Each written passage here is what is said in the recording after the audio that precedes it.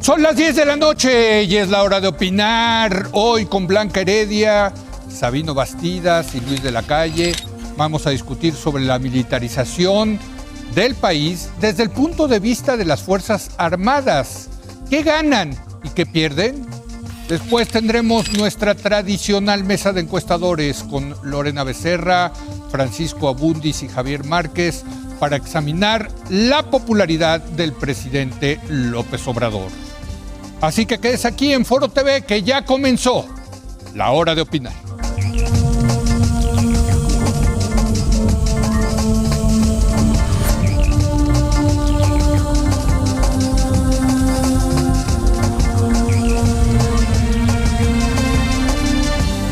Muy buenas noches. Hemos hablado mucho de la militarización en México y de las crecientes actividades que realizan actividades civiles que realizan los militares.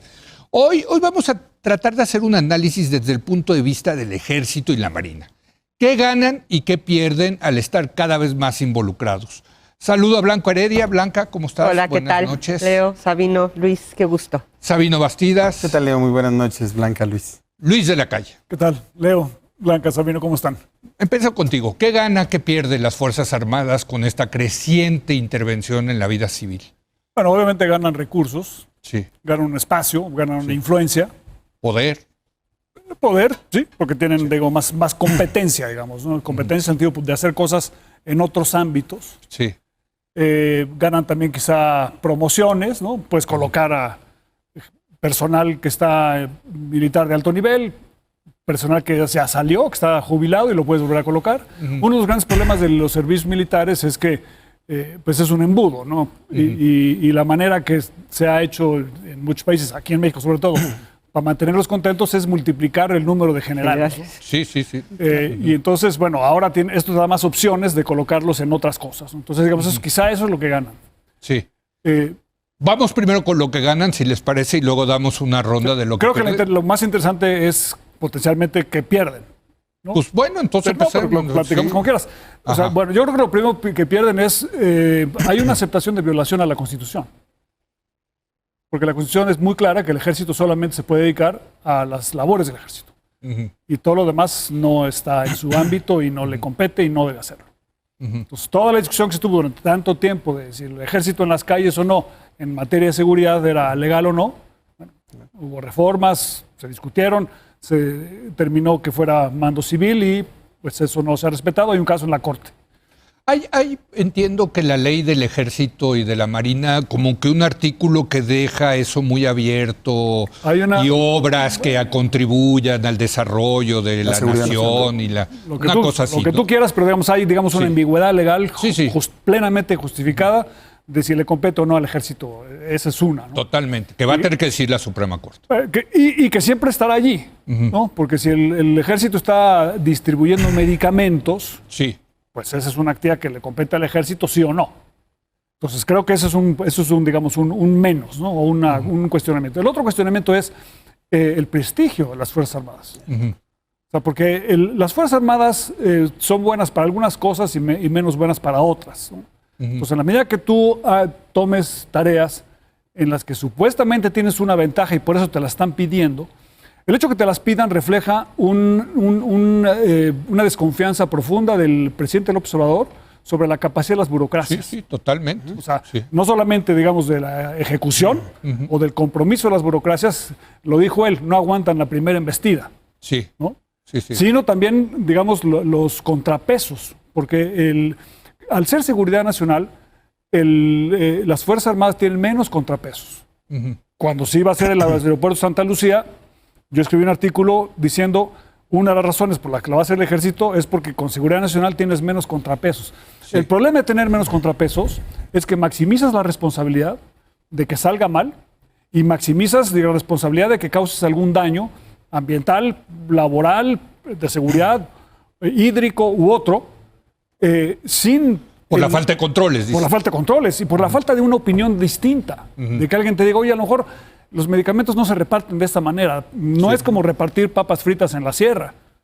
O sea, porque Papa Fits es un producto. Medicamentos son 70. Sí. Muchos van en cámaras de frío. Van en cámaras de frío. Necesitas una dosis a la vez. Sí. No puedes mandar, digamos, entonces es otra forma de concebir las cosas, ¿no?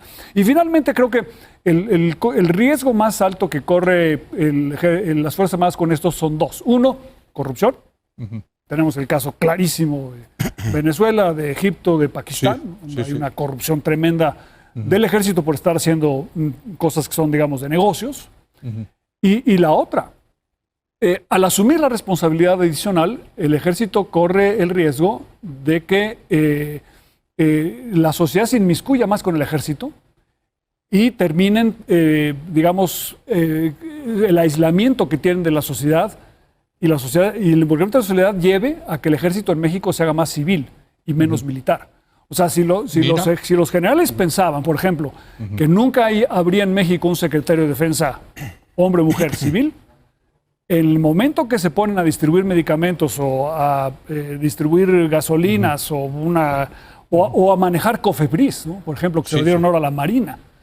Bueno, inevitablemente el sistema político y la sociedad van a involucrarse en esas actividades del ejército. O los militares se convierten en el sistema político. A un costo todavía más alto. Claro, que es lo que pasó en Pakistán y en Egipto. A un costo todavía más alto, porque eso sí es pervertir completamente el sentido del ejército.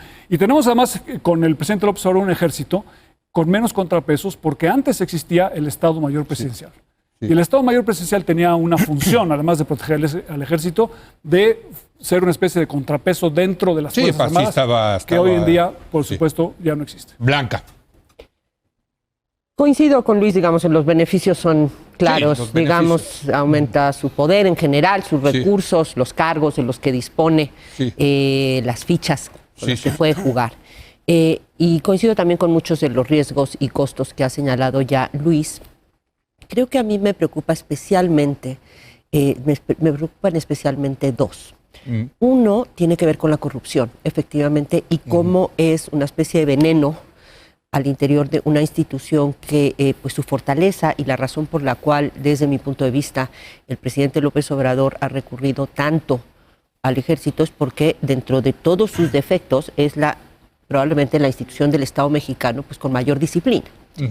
Y con, digamos, un sentido de profesionalismo muy imbuido en ese cuerpo, por la forma en la que se reclutan, por la manera en la que se forman, su origen social, en fin, es una larga historia de por qué esto es así, ocurre en otros países del mundo, y si nos habla efectivamente de que el presidente no solamente desconfía, creo que encontró unas policías, digamos, muy debilitadas, primero, digamos, en el ámbito de la seguridad, muy carcomidas por la corrupción, y también se encontró, en el caso de las burocracias, con una maraña reglamentaria, que es como una serie de capas tectónicas que se fueron, ¿te acuerdas? ¿Te acuerdas? Nos tocó, ¿no? Se fueron así incrementando de manera exponencial la cantidad de reglas bajo las cuales tienen que operar las burocracias gubernamentales. Yo creo que sería muy útil que se hiciera un estudio comparando el número de reglas para cualquier decisión burocrático gubernamental hace 20 años. Hace 20 años. El número de páginas del diario oficial. Hace 20 años vis-a-vis hoy. Mucho de esas reglamentaciones diversas, contradictorias en muchos casos y superpuestas, insisto, porque además algunas no es que sustituyen a la anterior, sino se suman a la anterior regla. Entonces, todo eso genera, bueno, mucho de eso, no digo que todo, pero mucho de eso estuvo vinculado a la idea de la transparencia, la rendición de cuentas, diferentes oleadas de esto. Yo creo que sería muy interesante ver cómo aumentó el costo, así como es el costo de hacer negocios. ¿Se acuerda de ese estudio del Banco Mundial? Sería para el costo de ser gobierno. O sea, ¿cuánto más te cuesta en tiempo, en recursos, cumplir todas esas reglas vis-a-vis el beneficio esperado, que era reduces corrupción, aumentar rendición de cuentas? ¿Realmente esas hipótesis se plantearon, se cumplieron? Yo mi hipótesis sería que no, pero sería bueno estudiarlo empíricamente. En todo caso, eso es el tipo de gobierno, eso que él llama no sé cómo le llama el elefante. El elefante reumático. El elefante reumático. Sí. La verdad, lo poquito que me ha tocado, a mí sí me hace mucho sentido esa imagen del elefante reumático. O sea, para mover una patita necesita pedirle permiso a la oreja, pero pasan 18 meses para comunicarse con la oreja. Pero ahí hay que decir que nuestra colega Denise Merker el otro día en tercer grado le agregó algo al elefante reumático, que está en los huesos, porque López Obrador lo ha dejado en los huesos, ¿no? Efectivamente. Entonces, es un elefante reumático además, en los huesos. Sí. ¿No? Pero ese ya fue, digamos, el último agregado. Yo me quería referir sobre todo a este punto, digamos, de tanta regla que sí hace muy difícil operar el gobierno. Y para un presidente con tanta prisa, que además cada vez tiene más prisa, pues sí veo el que le encargue cada vez más cosas. Ahora, la distribución de la medicinas, razonaría está ahí, pero... el acuerdazo, la distribución de medicinas, nos habla de un presidente que tiene mucha prisa, que ya está frustrado porque no ha logrado completar todo lo que quisiera, y echa mano del ejército porque le ofrece lo que tú bien decías, la cobertura de seguridad nacional que le permite como salirse un poco del laberinto de las reglas sin fin. Pero gana o pierda. Pero termino. Entonces, la corrupción me parece el mayor riesgo por todo lo que implica en términos de lo que es la identidad, ¿sí? Y la segunda tiene que ver con que entre más tareas le das, más posibilidades hay de que no haga bien su trabajo y eso disminuya la confianza que la gente tiene que es altísima, había venido bajando pero ahora subió. Que es contradictorio con lo que estoy diciendo, pero simplemente creo que por lógica hay un cierto riesgo de que se involucren más cosas, empiece a no irle tan bien, al menos en algunas. A ver, ganancias perdidas para las Fuerzas Armadas. Yo tengo la impresión de que este es un debate que está mal planteado en los medios. Estamos generando una equivocada polarización entre militarización y no militarización de manera muy dogmática.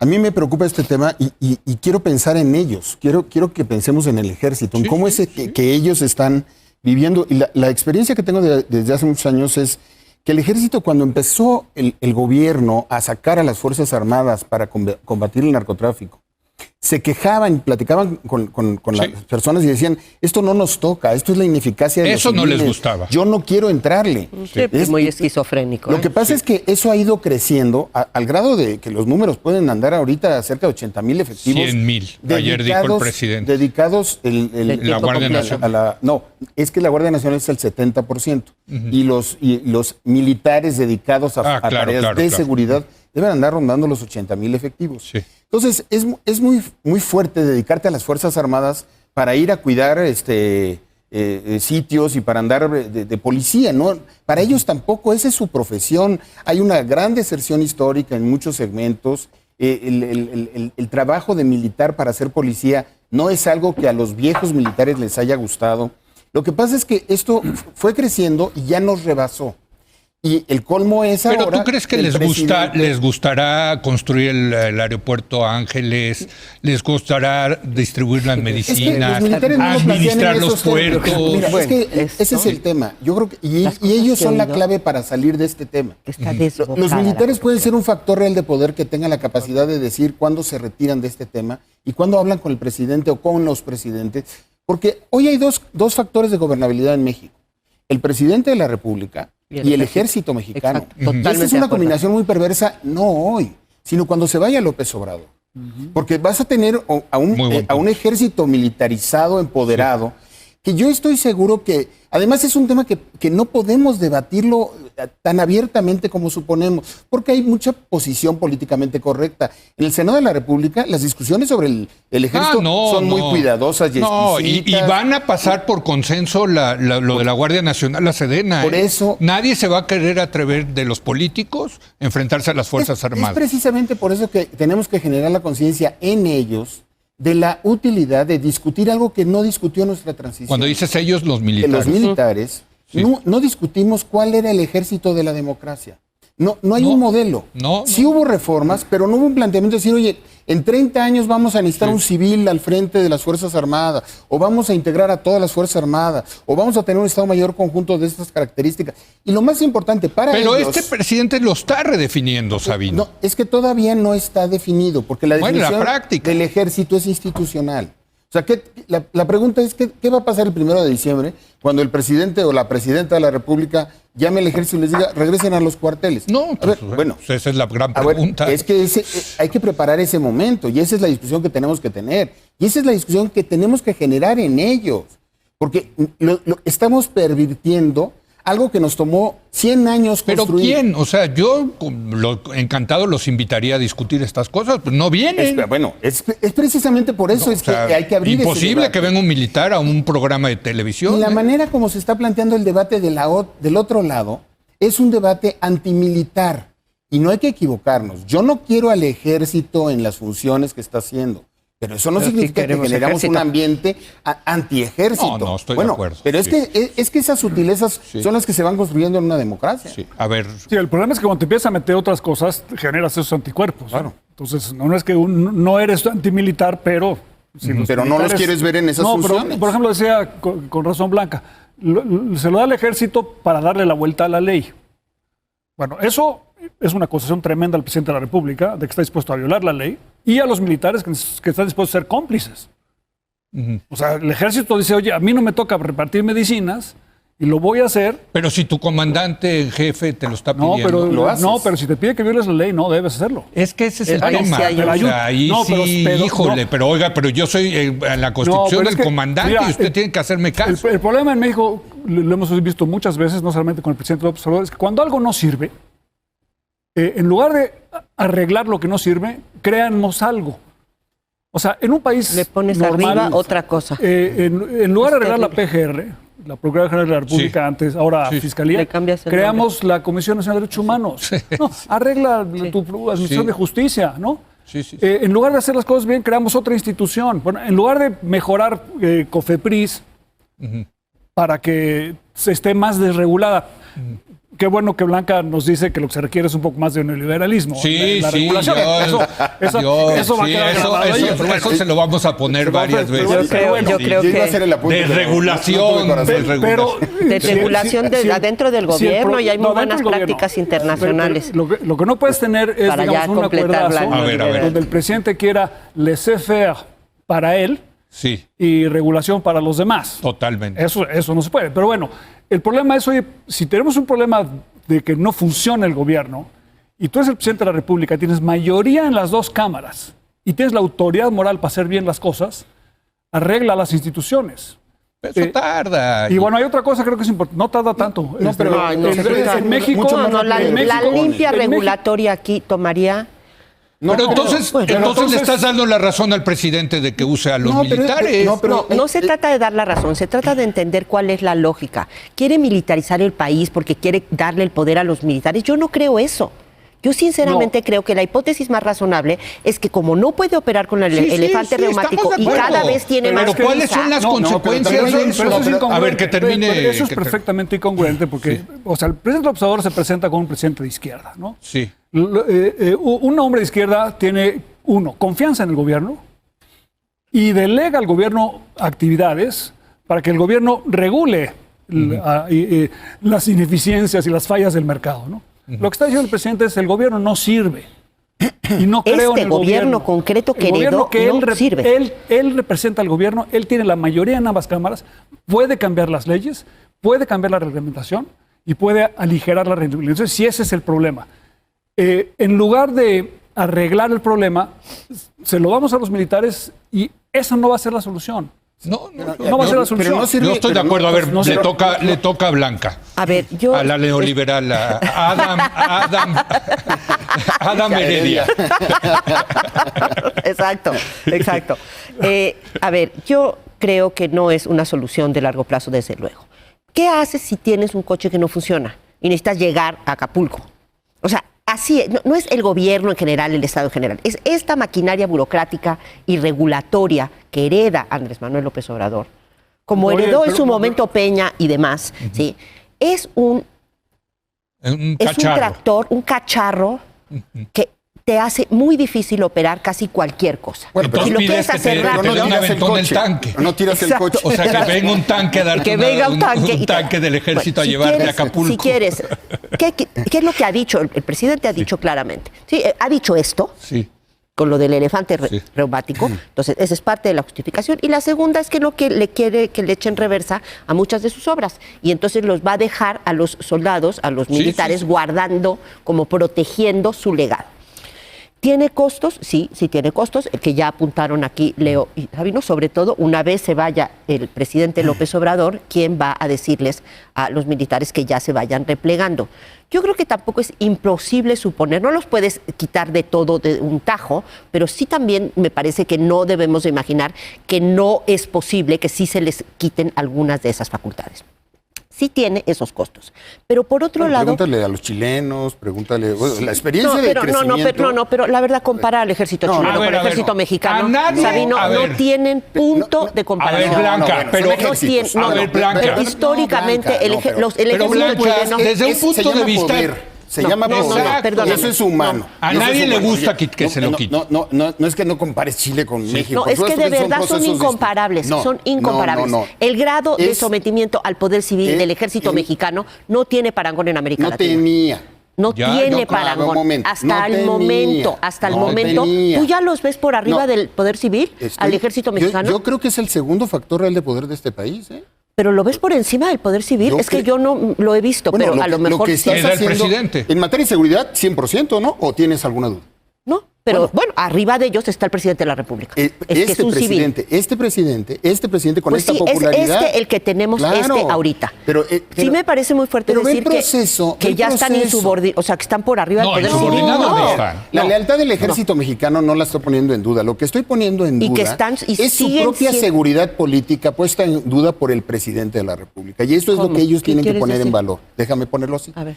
El hecho de que el presidente de que el ejército los saques a la calle, durante 25 años el ejército estuvo pidiendo reglas para ellos poderlo hacer seguro, porque si no violaban derechos humanos, porque violaban la ley. Yo escuché a los secretarios de la defensa durante 3 sexenios pedirle a sus jefes reglas, pedirle a sus jefes cómo le hacemos para poder estar en la calle y seguros y no tener un problema de derechos humanos dentro de unos años. Ahora, lo que pasó es que a ese problema de seguridad le estás agregando otro, que es el hecho de que no tienen el marco legal suficiente para estar haciendo todo lo que están haciendo en materia administrativa. Y ahora ellos están corriendo un riesgo por el tema de corrupción, porque dentro de 6 años o 5 ya empiezan a aparecer los expedientes y empiezan a aparecer los reportajes y nos vamos a cargar la reputación de ellos. Bueno, no dentro de 5 o 6, ya empezaron a salir algunos reportajes. Es lo que hemos dicho aquí. Bueno, a ver, no es un asunto menor. No, nada de asunto menor. Para ellos no es su costo. Para ellos no es cómodo. Hay una cosa esquizofrénica. Mi sensación viene desde antes. La parte esquizofrénica. No, pues claro que les gusta el poder y los recursos. Y eso tiene costos. Y desde Calderón. A ver, uno por uno porque ya se están... Desde Calderón en adelante, que fueron ganando protagonismo, ganando recursos. Por un lado, iban y pedían reglas que regularan su intervención en temas de seguridad pública y por otro lado, pues disfrutaban las mieles vinculadas con el aumento presupuestal, con el aumento de influencia. Entonces, sí exigían, pero no... Cuando un militar perdía cuadros, cuando un militar perdía a sus elementos... En fin, lo que a mí me tocó ver... No era un privilegio para el ejército estar recibiendo más dinero para ir a cumplir las funciones de policía municipal. Yo tengo mis dudas en lo de policía, la verdad, pero no estoy de acuerdo. Yo los veo muy contentos. Yo los veo muy contentos construyendo el aeropuerto, construyendo el Tren Maya, administrando las aduanas. Allá hay harta lana. Este es el paso que estamos dando tan peligroso. Este es el llamado a ellos. Precisamente, este momento en donde dices tú que están contentos. Yo lo que les digo es, estamos poniendo en riesgo el principio de seguridad de ellos y estamos poniendo en riesgo a la democracia mexicana en un mediano y largo plazo. Porque hay una cosa que, y con eso cierro el debate con Blanca, es los controles del ejército no están funcionando. Ni los controles externos del sistema, porque el poder civil es poco eficaz para... ¿Cómo le haces para los temas de seguridad nacional, para contralorar el dinero? ¿Cómo le haces? Para... A ver, déjame poner, porque ya se nos está acabando el tiempo, pero ya no imagínate una discusión entre el presidente y el general secretario. Luis, tú que has estado en el gobierno, hoy en día, una discusión entre el general secretario y el secretario de Hacienda. Antes los secretarios de Hacienda creo que le podrían decir que no a los Totalmente, siempre. Y le dijeron muchas veces que no. ¿Hoy también? Sí, yo estoy segura que sí. ¿Hoy Ramírez de la O le puede decir que no a Sandoval? Sí. Digo, no sabemos, de cierto. Pero todo depende del presidente de la República. Tenemos un presidente, el presidente López Obrador, que básicamente escucha a los militares. Sí. Son los que más influyen en la visión del presidente. Eso creo que es cierto. Él lo dice y se ve, ¿no? En reuniones en la mañana, etcétera. Yo creo que se parte de supuesto erróneo cuando se descalifica la calidad del gobierno mexicano, decir que nada funcionaba. Eso es absolutamente falso. Oye, ya nos tenemos que ir, perdón, ya me están aquí matando y como pueden ver en el reloj ya son las 10 de la noche. Bueno, eso da para otro programa. Da para otro programa. Da para otro programa. Si funcionaba o no funcionaba, ¿qué tanto funcionaba? Órale, la semana que entra. La semana que entra. Todo el Estado, no nada más la administración. Bueno, pero no vamos a empezar aquí a 24 minutos. Bueno. Por favor. Luis, Blanca Smith y Sabino Bastida. Gracias por venir. Vamos a hacer una breve pausa. Regresamos con nuestra tradicional mesa de encuestadores para ver el fenómeno impresionante de la popularidad presidencial. Regresamos.